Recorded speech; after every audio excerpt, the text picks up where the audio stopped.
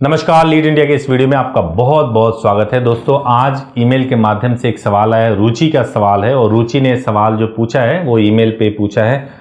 इस सवाल को लेना बहुत इंपॉर्टेंट था क्योंकि ये सवाल कई लोगों को मार्गदर्शन देने वाला भी होगा और इस सवाल से कई लोग जो गलत चीज़ों में फंस सकते हैं उससे भी बच पाएंगे।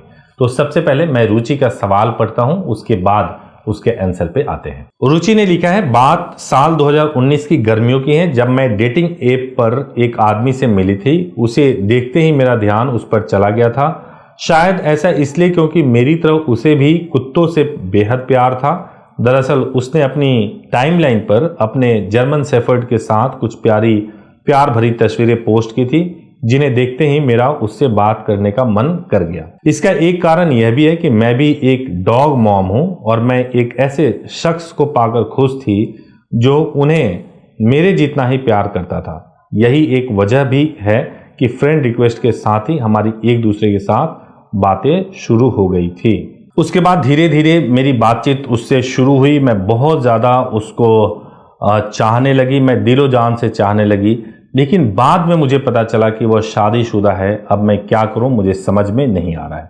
रुचि, मुंबई। तो रुचि, जो आपने सवाल भेजा है, ये सवाल बहुत इंपॉर्टेंट इसलिए है क्योंकि सबसे पहले तो आप एक डेटिंग ऐप पे गए हो। डेटिंग ऐप पे जाने के बाद से आपने जो फोटोग्राफ्स था उससे इम्प्रेस हो गए और इम्प्रेस होकर के आपने अपना केवल फोटोग्राफ्स के वजह से जो है आपने बातचीत शुरू कर दिया और उसके बाद से आप दिलो जान से चाहने लगी और उसके बाद आपको पता चला कि वो मैरिड है।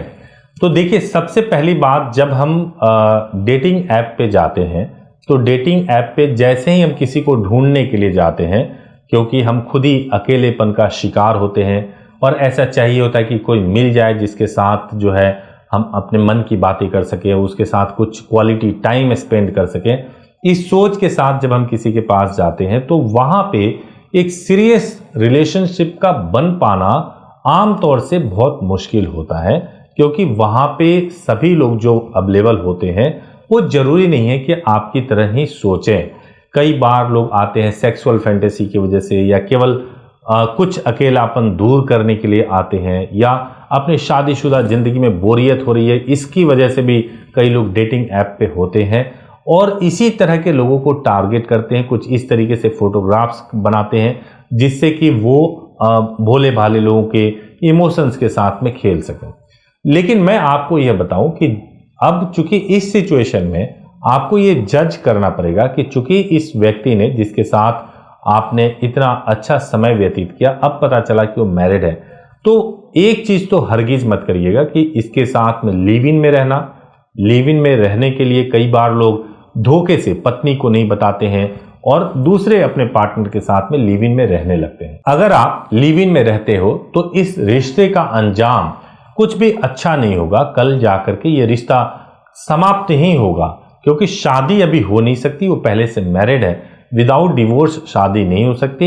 लिव इन में रहने से आपको कोई पत्नी का दर्जा नहीं प्राप्त हो जाएगा। तो बेहतर यही होगा कि अगर आपको लगता हो कि उसने आपको इंटेंशनली चीट किया है, जानबूझ करके उसने ये बात छिपाई है कि वो पहले से मैरिड है और आपके साथ फोर्सफुली शारीरिक संबंध बनाया है, या आपके साथ में कोई फिनेंशियल कुछ ऐसा ट्रांजैक्शन किया है, तो आप उसके खिलाफ कंप्लेंट कर सकते हो, पुलिस में FIR कर सकते हो और अपने आप को इस मसले से पूरी तरह से अलग कर सकते हो। ये बिल्कुल सही है कि आपको उसे भुलाना चाहिए और भुला करके अपनी जिंदगी में आगे बढ़ना चाहिए, क्योंकि ऐसे रिश्तों का अंजाम जो है बेहतर नहीं होता है।